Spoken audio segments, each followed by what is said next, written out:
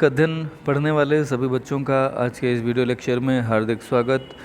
आज हम पढ़ने वाले हैं अनुबंध विनिर्माण। देखिए, जब कोई विदेशी फर्म किसी घरेलू या स्थानीय उत्पादक को भाड़े पर कोई कार्य करवाना चाहती है, इसको बाह्यकरण कहा जाता है, यानी कि आउटसोर्सिंग कहा जाता है।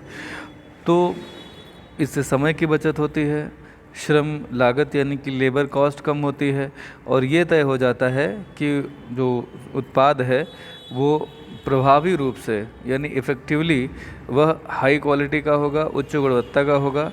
और इस प्रकार से प्राप्त जो दवाएं हैं, खाद्य सामग्री हैं और तकनीकी हैं, वह कहीं ना कहीं अच्छी गुणवत्ता वाली कम लागत पर उत्पन्न हो सकेंगी। तो ये जनरली ये जो काम किया जाता है ये वहाँ किया जाता है जहाँ पे वस्तुओं का, खाद्य सामग्री का या दवाओं का जो है वह तकनीकी वस्तुओं का उत्पादन करना हो, तो ये कॉन्ट्रैक्ट मैन्युफैक्चरिंग के अंतर्गत किया जाता है। इस तरह से होता यह है कि विपणन और विक्रय लागत में भी जो है आप पाते हैं कि इनमें एक उछाल होती है, यानी कि ये बढ़ जाती है।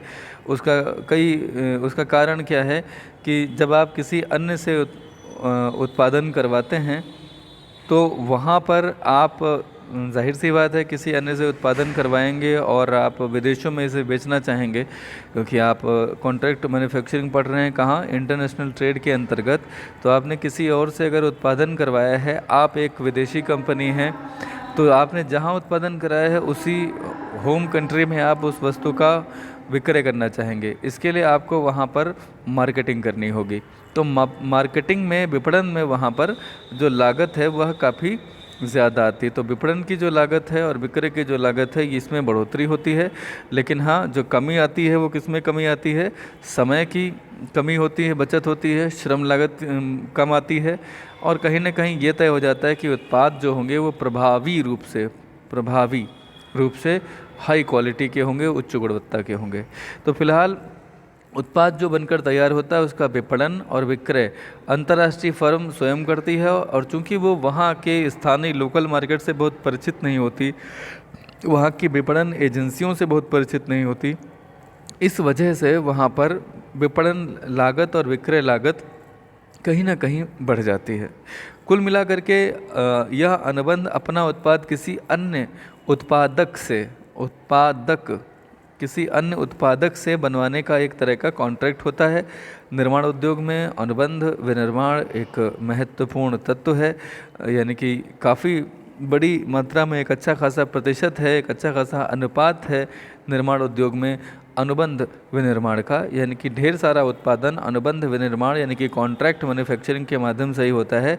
जैसे यदि किसी व्यवसायी किसी उत्पाद को निर्माण करना चाहता है परंतु वह उत्पाद के सभी भागों का निर्माण स्वयं नहीं कर सकता, तो वह कुछ भाग पूरा एनालिसिस करने के बाद बाहर की किसी अन्य कंपनी से वो बनवा सकता है। इसमें उदाहरण के लिए है कि स्टारबक एक ऐसी कंपनी है जो कॉफ़ी में बिजनेस करती है। उसके पास कॉफ़ी के अपना कोई भी बाग नहीं है।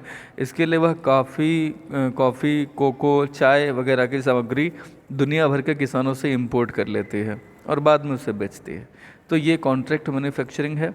इसके बाद में हम चर्चा ये करने वाले हैं कि कॉन्ट्रैक्ट मैन्युफैक्चरिंग के लाभ क्या क्या हैं। तो आइए हम बात करते हैं, जब आप किसी अन्य देश में वहाँ के लोकल किसी कंपनी के द्वारा कोई उत्पादन करवाते हैं तो वहाँ के स्थानीय जो लोग हैं उनको रोज़गार की प्राप्ति होती है। आप वहाँ पर इसलिए उत्पादन कराते हैं कि वहाँ पर लेबर कॉस्ट वगैरह कम आती है। जो विकासशील देश हैं स्पेशली वहाँ पर लेबर कॉस्ट इसलिए कम आती है कि वहाँ सस्ता श्रम जो है वह उपलब्ध है, आसानी से उपलब्ध है, तो वहाँ के नागरिकों को रोज़गार मिल जाता है। ये एक पहला लाभ है। दूसरा लाभ है तकनीकी सहायता। अनुबंध विनिर्माण व्यवसाय में उच्च तकनीक का प्रवेश संभव बनाता है। मतलब आप जो कंपनी हैं, आपके पास मान लिया वो उच्च तकनीक नहीं है, तो आप किसी ऐसी कंपनी से उत्पादन कराते हैं जो उसमें काफ़ी ज़्यादा एक्सपर्टाइजेशन रखती है, जिसके पास उच्चतम तकनीक है। तो ऐसे में कोई स्थानीय कंपनी है तो वह किसी विदेशी कंपनी जो हाईटेक कंपनी है उससे अनुबंध कर सकती है और वहाँ उसका उत्पादन करा सकती है।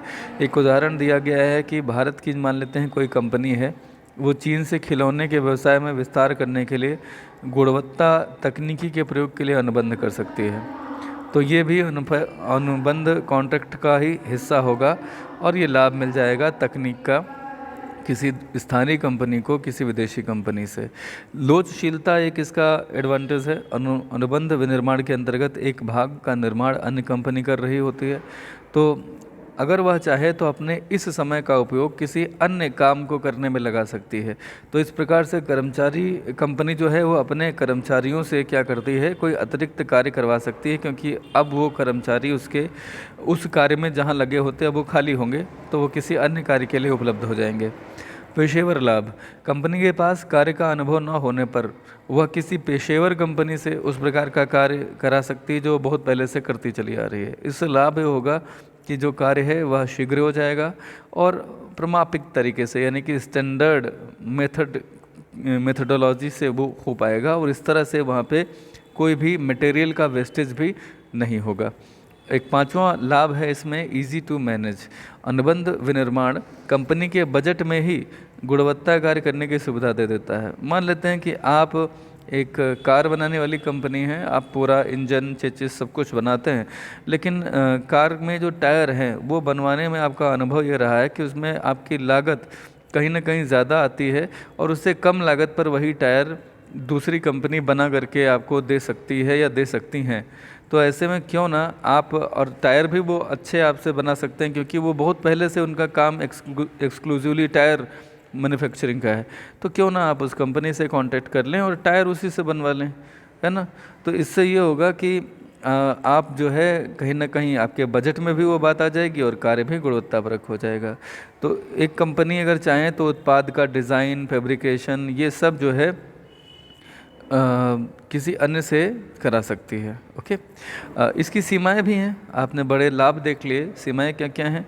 जब आप कॉन्ट्रैक्ट मैन्युफैक्चरिंग में जाते हैं तो कहीं ना कहीं इसमें यह होता है कि उत्पाद अगर ठीक ठाक क्वालिटी का नहीं बन पाया, उत्पाद अगर सही तरीके का नहीं बना, तो क्या होगा, निर्माण कंपनी का तो थोड़ा सा घाटा होता है, लेकिन बनवाने वाली कंपनी की जो साख है, जो उसकी गुडविल है, उस पे ख़तरा आता है।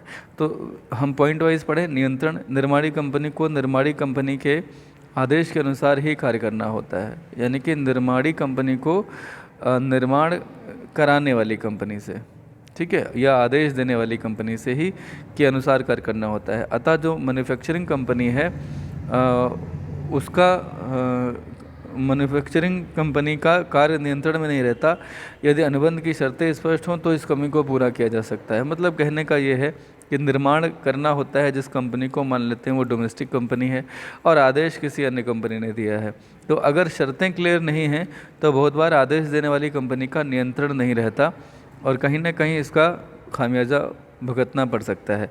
दूसरा बौद्धिक, ये बौद्धिक है, बौद्धिक संपत्ति के चोरी होने का भय, risk of losing the intellectual property. Company, निर्माणी जो कंपनी है, यदि कोई काम अन्य किसी कंपनी से करवाती है तो क्या होगा कि उसके जो भी उत्पाद हैं उनका एक अपना विशेष प्रारूप है, ठीक है ना।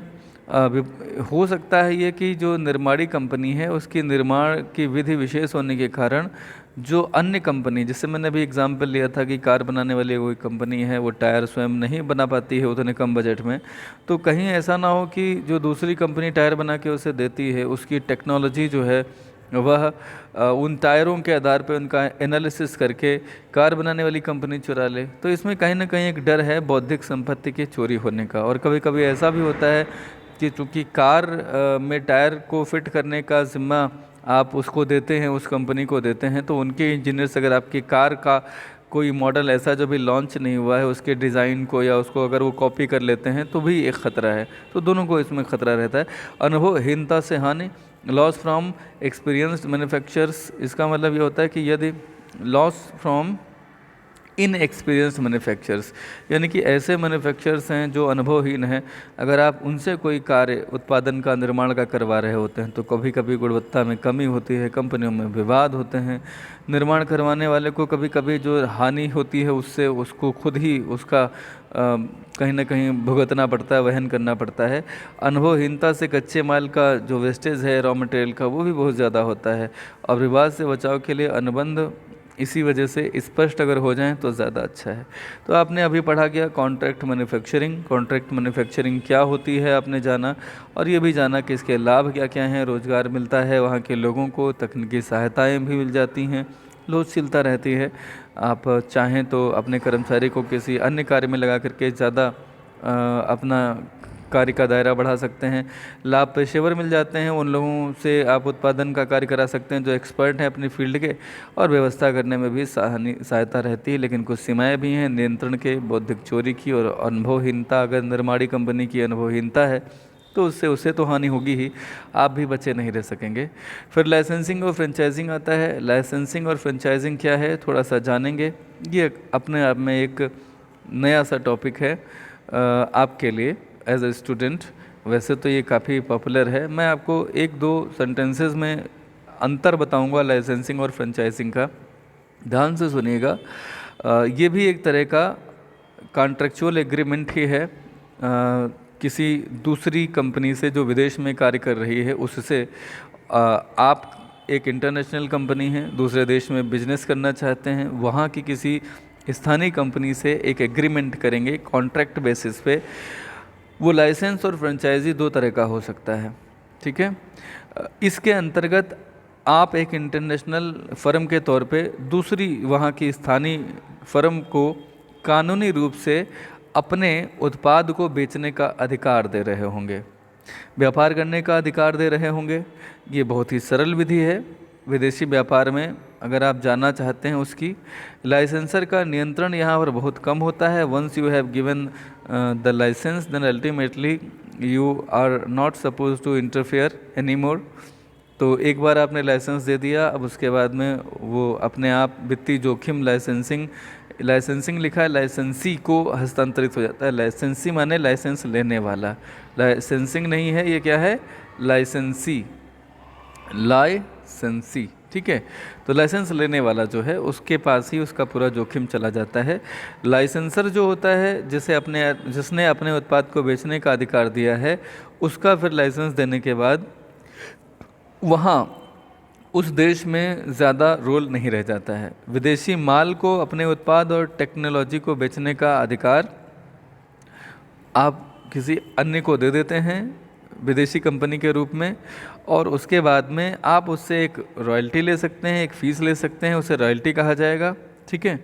तो कुल मिलाकर के जिससे मान लेते हैं कि आप कोई भारतीय कंपनी है, उसको किसी विदेशी कंपनी का कोई ब्रांड ठीक लगा तो उसका कॉपीराइट, पेटेंट या ट्रेडमार्क किसी अन्य के पास है। भारत ये चाहता है कि उस ब्रांड की एक ब्रांच भारत में हो जाए, तो वह कंपनी भारत में अपनी शाखा अगर नहीं खोलना चाहेगी तो भारत क्या करेगा, उस विदेशी कंपनी से एक आज्ञा, एक लाइसेंस ले लेगा, अनुमति ले लेगा कि वह उसकी शाखा को अपने यहाँ जो है स्थापित कर ले। भारत स्वयं उसकी शाखा को अपने यहाँ स्थापित कर ले, और जहाँ उत्पाद उनके यहाँ से आएंगे हर चीज़ उनके तरीके से होगी, परंतु व्यापार करने वाला भारत का ही व्यक्ति होगा। इसे क्या कहा जाएगा, इसे कहा जाएगा फ्रेंचाइजी। इसके बदले में भारत एक फ़ीस का भुगतान करेगा, ठीक है, जिसे हम फ्रेंचाइजी फ़ीस बोलेंगे या रॉयल्टी बोलेंगे। उदाहरण इसके पेप्सी के, कोका कोला के, मैकडोनाल्ड, डोमिनोज वगैरह की फ्रेंचाइजी हैं। मैं आपको संक्षेप में ये बता दूं कि जो लाइसेंसिंग है वो माल के उत्पादन पर होती है, ठीक है। माल का उत्पादन, उसका विपणन के लिए लाइसेंस लेते हैं। और जब सेवाओं की बात करें हम, तो जब सेवाओं की अनुमति दी जाती है तो उसको फ्रेंचाइजी कहा जाता है, ठीक। इस चीज़ को आप अच्छे से ध्यान रखिएगा। फ्रेंचाइजी कहाँ होती है, सेवाओं पे। जैसे कि कोई इंटरनेशनल इंस्टीट्यूशन है प्रोफेशनल कोर्स का, ठीक है, कोई इंस्टीट्यूट है और उसकी ब्रांच अगर भारत में, इंडिया में आप खोलना चाहते हैं, तो आप उसका एक पूरा सेटअप लेंगे। मान लेते हैं कैम्ब्रिज यूनिवर्सिटी है और उसका अगर आप यहाँ पे खोलना चाहें इंडिया में, तो आपको उससे पहले एक उसकी फ्रेंचाइजी लेनी होगी, क्योंकि एजुकेशन जो है ये क्या है, प्रोडक्ट नहीं है, ये एक सर्विस है। क्या है? सर्विस। और बतौर सर्विस जो है आपको फ्रेंचाइजी लेनी पड़ेगी, और उसके बाद में जो फीस स्टूडेंट से आएगी वो भी सालाना लेवल पे आपको उसकी एक रॉयल्टी उन्हें देनी होगी। तो ये सेवा है, इसलिए यहाँ फ्रेंचाइजी आएगी। अगर कोई वस्तु बेचने के लिए हो जिसमें सेवा भाव शामिल ना होता हो तो उसके लिए लाइसेंस लेना होता है। ठीक है, ये मेन डिफरेंस है दोनों में, लाइसेंसिंग और फ्रेंचाइजिंग में, मैंने आपको बताया। अब हम लाभों की बात कर लेते हैं। यदि लाइसेंसिंग और फ्रेंचाइजिंग की तुलना करनी हो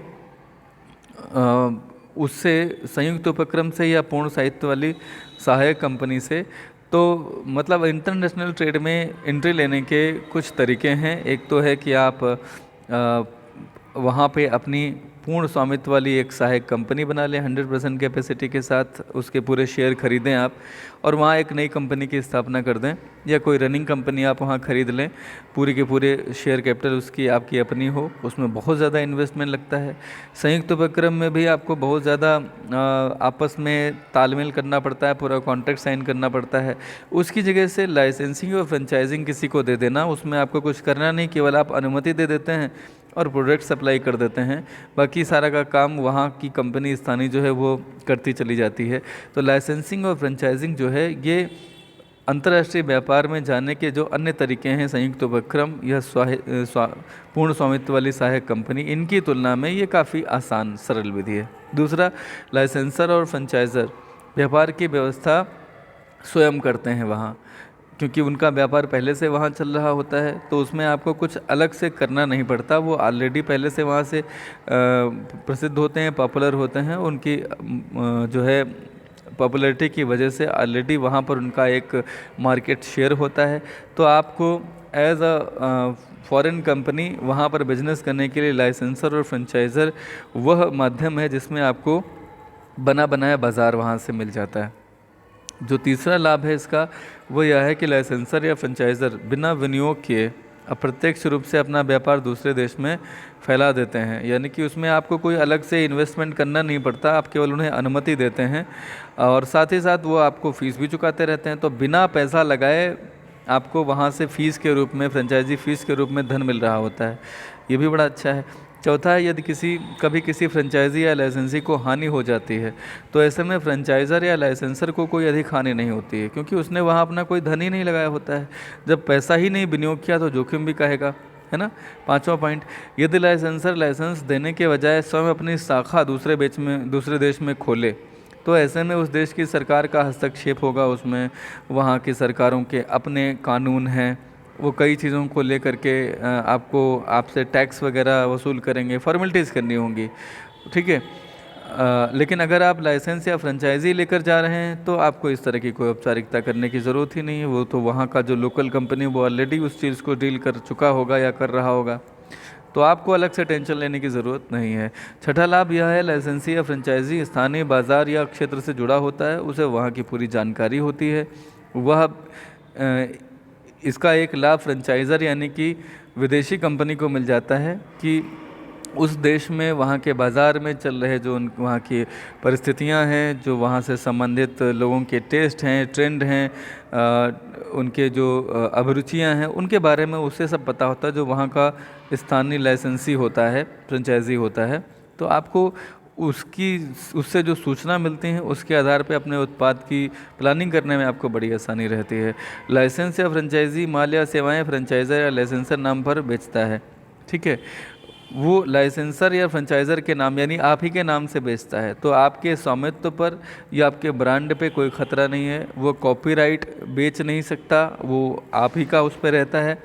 अधिकार ज्यों का त्यों आपका रहता है। तो इस अधिकार को सुरक्षित रखने के लिए विशेष अधिनियम इंटरनेशनली लेवल पे भी रिकॉग्नाइज्ड हैं और हर देश के अपने अपने हैं कॉपीराइट को सिक्योर करने का।